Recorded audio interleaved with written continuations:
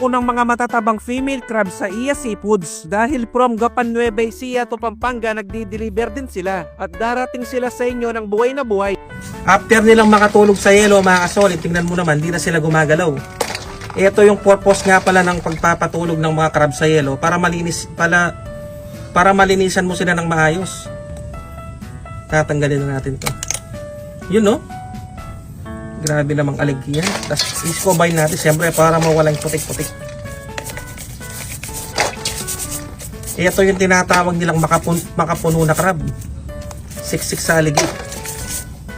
Dilaw na dilaw pati dito. Hindi pa sila patay niyan. Pagka nawalan ng lamig itong tubig, mabubuyelot sila. Kumbaga tulog lang sila niyan sa sobrang lamig.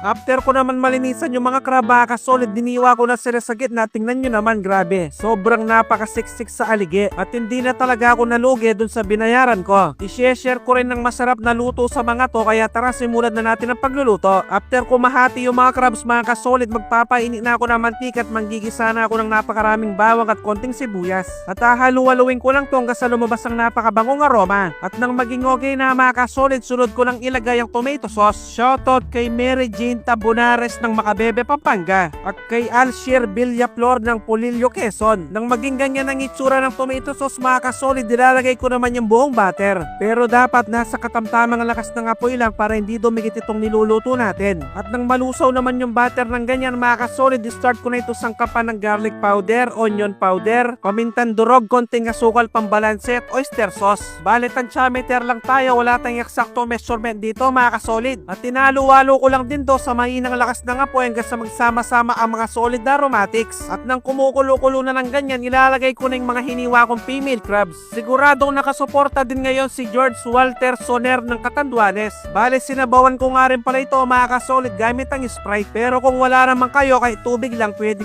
na. At tatakpan ko lang to hanggang sa kumulo.